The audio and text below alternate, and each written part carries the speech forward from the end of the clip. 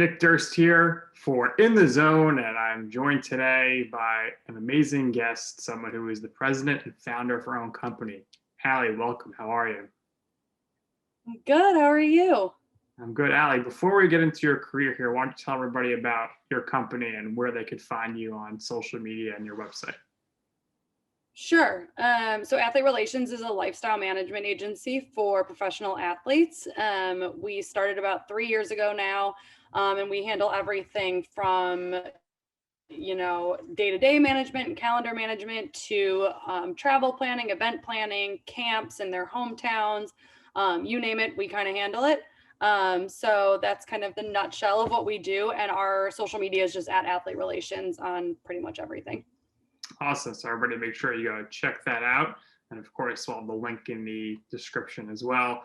Now, Ally, you originally were going to school to study something in the health field. Is that correct? When did you make the decision that you wanted to switch things over to focus more on sports? Yeah, I come from a family of all sports pretty much.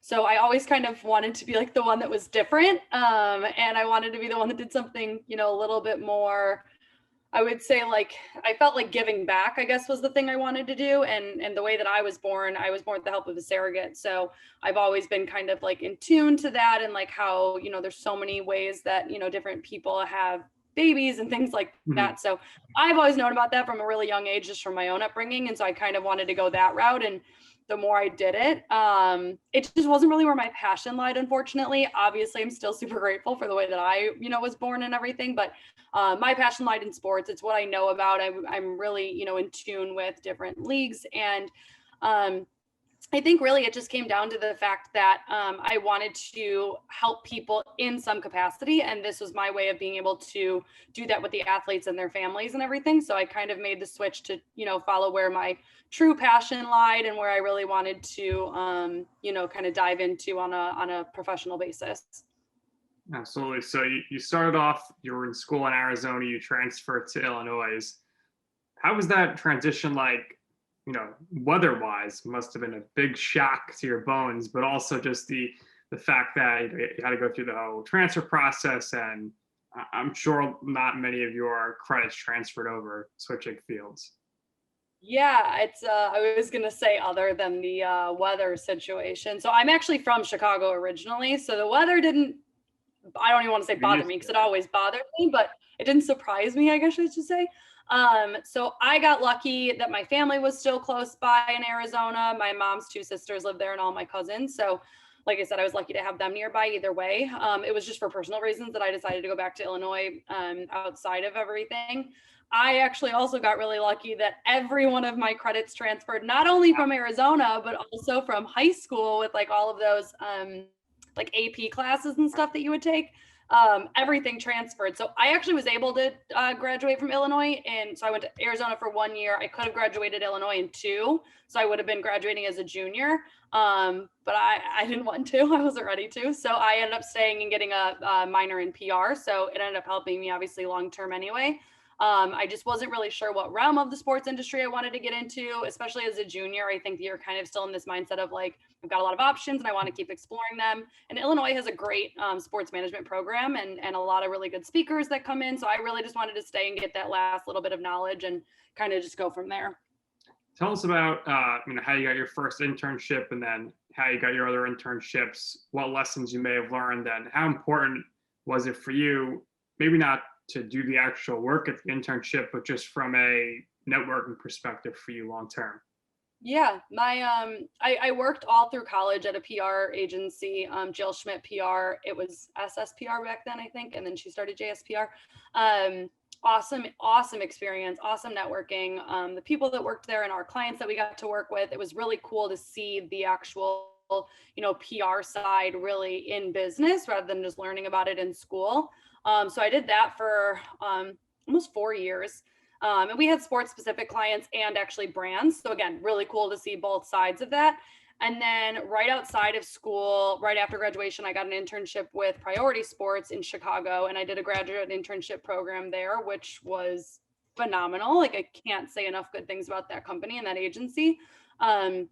they really gave me a chance and took a chance on me, with obviously having the sports management major and everything. But really, my marketing and client services background hadn't formed yet. It was really just PR. So I got to experience a lot of their marketing department and client services and all the stuff that obviously I can take into my job today. So I worked there for a while, and then they heard of a company in LA that had a position open for working in their athlete relations department, actually like overseeing the whole thing pretty much. And so I was referred to them by by Priority at the time, which again would never have happened otherwise. I think most people see a graduate intern and they want a little bit more experience, but Priority knew that I knew what I was doing. And like I said, they took that chance on me and it really paid off. So they referred me, and I took off from there, went to LA for 4 years. I was in Jacksonville for about a year, and then obviously came here, and I live in New Orleans full time now and started athlete relations in the middle of all of that. Awesome. So obviously, athlete relations encompasses a lot of stuff: branding, marketing, social media, whatever it may be. So I thought it was interesting that you did like a fashion merchandising internship. You worked in a salon and spa as a campus manager. You also are a brand ambassador for Bud Light. How did those opportunities present themselves to you, and how have you used some of the skills you may have learned during those? They weren't sports, but you probably learned some skills there that you use today with your clients. Yeah, it's interesting because I feel like when you think of sports, you always think of like wanting to have sports internships, right? Or anything like that. But there's so much more that goes into the athlete's life, like branding. So like when I worked in all the different like fashion one, and I worked inside of Bud Light's management program and that salon and spa that I worked at on campus, I did all of their like PR and outreach. So like really, and like Bud Light's a great example of one. Like we got to see firsthand what like grassroots marketing looked like, and like doing a project with that. And although it didn't have anything to do with the athletes on campus or anything, obviously because it was at school and 21 and older and all of that stuff, but just being able to see, how these brands interact with people in real life, and like the different ways that you can kind of like hone in on them and tap into like different parts of the marketing platforms and the way that they have like brand strategy. It's really interesting for me. Obviously, like I wanted to learn as much as I could to go into the athlete and the sports world at that point. And I take all of that in now because I have that experience. I can bring that to brands and say that I've worked, on both sides. So I know how to negotiate, successfully. I'm not over asking for any prices, but I'm also not just saying yes to anything that comes through for the athletes. And marketing's not even our specialty. I mean, in some cases we do it just because our guys don't have like proper branding managers, and we're happy to suggest them. But sometimes they're just like, hey, if you have paid social, pass it along. I'm good with that. That I can do because I worked on the branding side. So I can negotiate those contracts because of those deals and because of those jobs that I've had before. So it actually kind of works out really well for me and my clients. Awesome. So you mentioned going out to California. You're making a move again back across the country, basically, and that was really where you were, I guess, managing schedules and heavily involved with social media and marketing for the athletes. So what did you learn from your time there at EAG Sports Management, and what was it like really, I guess, working firsthand on a lot of projects for athletes? Yeah, like I said, I did get to do a lot of that at Priority too, so it definitely prepared me for the companies that I worked at in LA. But it was definitely like a much heavier workload there. I think at one point we had like 45 clients, and I was trying to handle all of them. Not every day, obviously. Not everybody needs something every day, but it definitely helped with like that time management piece and like being, hyper organized. Like being organized is not enough in those kind of roles. And just kind of standing your ground on like, here, this is what's important. This is what comes first, and keeping the client first. It's really what you kind of learn in roles like that. And obviously just making connections and networking and, learning the ins and outs of the actual industry, being in LA specifically, because you're right there in the middle of all of it. And like, honestly, to this day, I work with so many people, partners and connections that I've made through all of those jobs in LA that I worked at. And I wouldn't have those without that. So I'm super grateful for those opportunities too. So with Team One, you're an assistant media planner.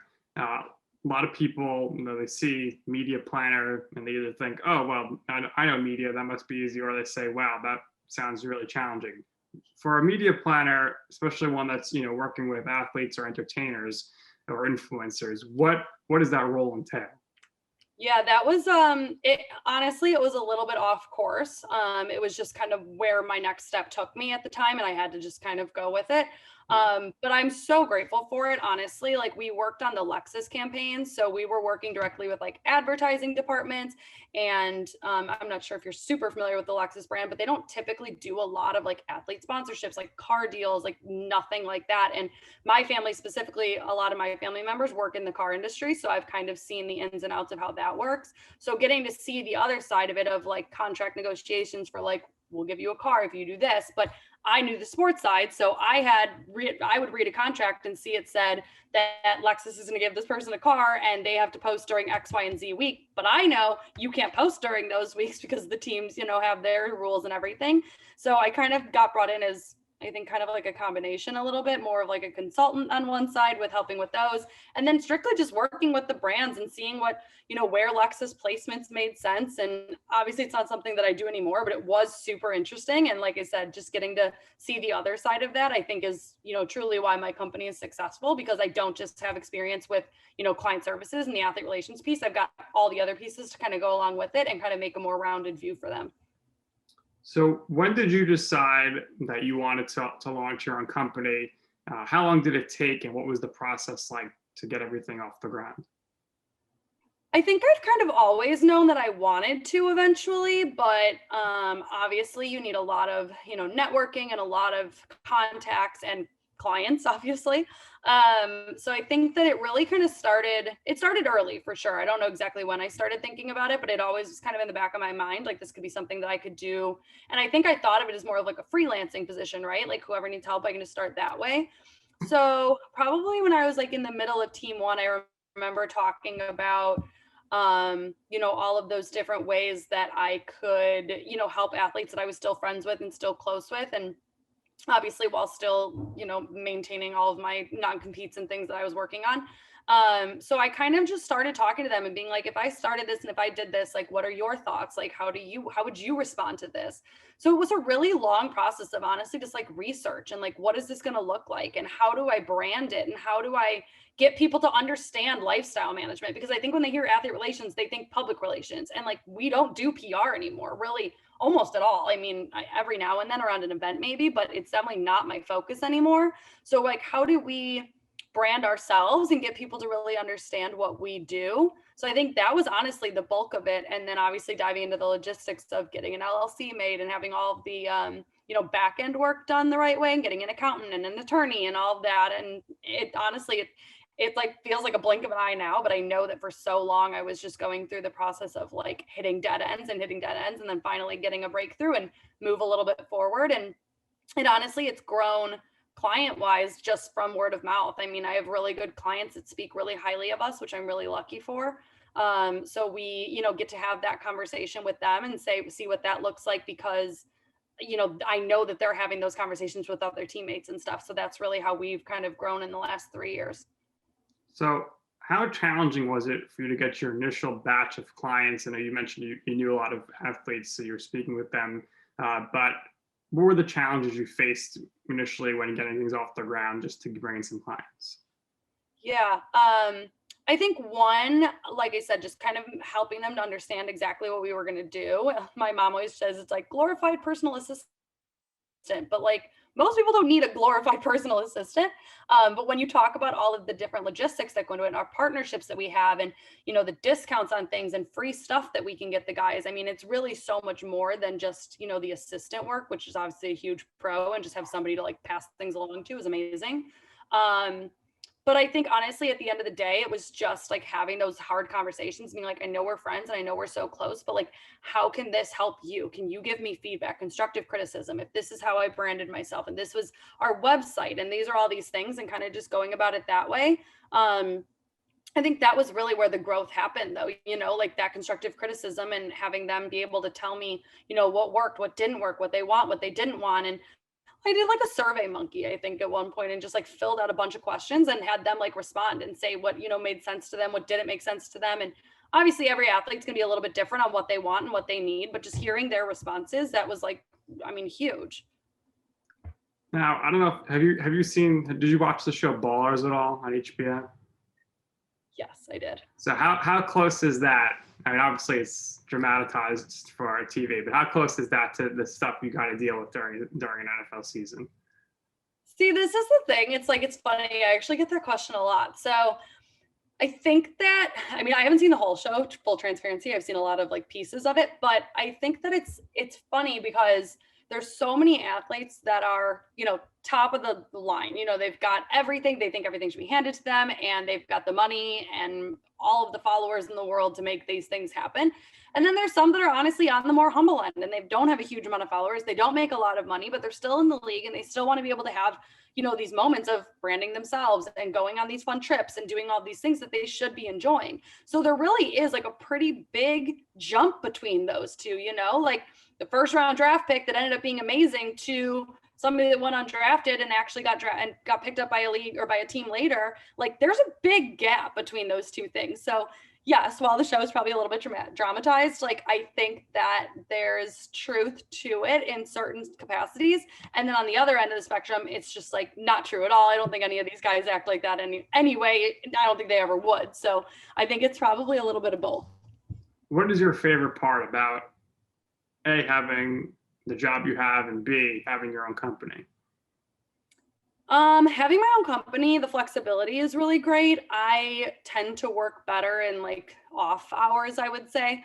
Like during the day, I'm thinking a lot, and then at night, I'm like acting on it. So I send emails like a lot at like 10 p.m., which obviously is like not ideal, but I work better that way. And it's just, that's the flexibility of working for yourself. And plus my clients will call me later at night too. I think that a lot of them work in that capacity really well. I think that they have a tendency to, after workouts and after all the things that they have to do during the day, and they sit down with their family for a meal and they're talking about something, they're like, oh, we should have to text Ally. And so that's when my work day really gets kind of like started. I shouldn't say started, gets even heavier. I mean, that's nice for me to kind of be able to work around that. And then I also get to work around like the NFL season and all these other, leagues that I've worked at in the past. It's nice for me to be able to, have a little bit of a break and have a little bit of time to I'm never off, but have time to kind of, take it slower. But starting your own company is always going to be hard. There's a lot of walls that I've hit and a lot of roadblocks and a lot of, you have a client one day and the next day that they get cut, you're cut too. I mean, their money is their most valuable thing at that point. So, that's really hard. But all in all, I mean, it's amazing to be able to, have your own thing that's yours and you get to decide how it's run and who you work with, and, really just keeping your values like at heart and in the middle of your company and making sure that you're surrounding yourself with like the best people possible. So it is ultimately at the end of the day, something that's super positive and I mean, awesome. It's great to be able to work in such a cool industry and like be making a name for yourself. Perfect examples like what we're talking about, the women in sports, obviously being so popular right now. And I don't mean obviously women in sports is always should be popular, but so many people are talking about it, especially with Women's History Month, and National Women in Sports Day was just at the beginning of last month. So it's just like, there's so much surrounding it. And so being able to be one of these like history makers and really, paving our own way through this, like, I love that. Was there a moment in the last 3 years where you said to yourself, wow, I just can't believe that, I'm so fortunate that this is all happening for me. This is working for me. Basically, was there I have to pinch myself moment for you? I think my first Super Bowl because I've done a lot of like SBs and all these things when I was, at other companies, but I think the first one when like my credentials literally said Ally Redig Athlete Relations, like that was a pinch me moment. And honestly, like there's little daily moments. Like I had literally yesterday, one of my clients' wives, we have a partnership with like a baby toy company, and their daughter just absolutely loves it.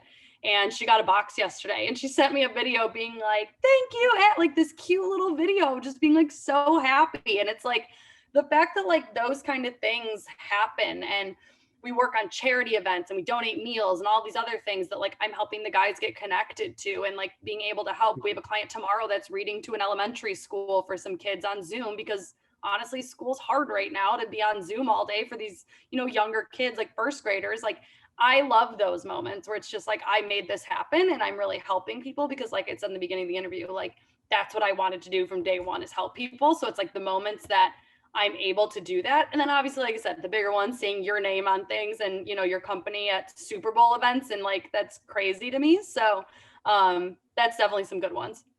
All right, last question here. If you were to, walk into a college classroom, bunch of freshmen, and they all want to work in sports, and they asked you, lay out the blueprint for me and how I can make this happen, because I work in sports, you work in sports, and it's not a smooth ride. There's no straight line. It's jumping around and everything. But what would be the advice that you would give them? I would say first and foremost, like beginning as soon as possible, start networking. I mean, I use LinkedIn all the time. It's part of my probably weekly, if not like twice or three times a week check-in. That's a big one that I think people are kind of looking over a lot recently. So definitely jumping in and networking, especially with COVID, because you can't do anything else really. So I'd say start there for sure.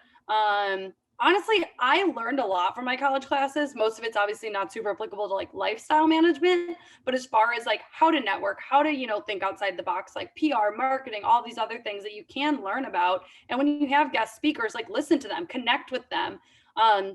And regularly check in with them too. Like I get emails and messages on Instagram and everything all day, every day. And it's harder for me to answer all of them. But if I do get an answer and I do talk to somebody, like make it a regular thing to check in, follow on social media. Like social media can be a really good tool. I also like to take a lot of breaks from it, but if you can, just, use that as a tool. And then after that, internships, all of the internships in the world. Like if you can do a different internship every summer, if you can stay with the same one for multiple years. We've had an intern that started over a year and a half ago now, I think, and she's still with us. She's amazing and she's getting college credit for it.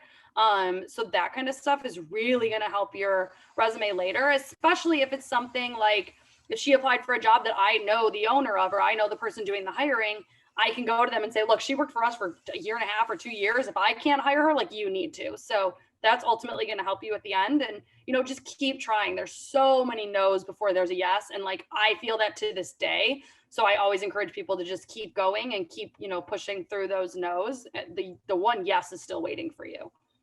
All right. If people want to connect with you on LinkedIn or follow you personally on social media, where can they go?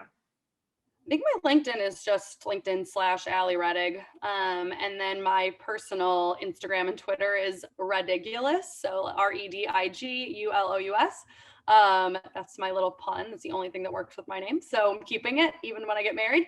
And I'm usually pretty active on them, and our athlete relations ones, my interns are taking over a little bit for right now. So we are, trying to keep up with everything on there, but my personal one, I try to keep up with as much as possible. All right, Ally, thank you very much. I appreciate your time. So that's going to do it for this interview. I'm Nick. Thank you, Ally. Everybody go check out her pages and athlete relations as well. And of course, you've been watching this interview on In the Zone.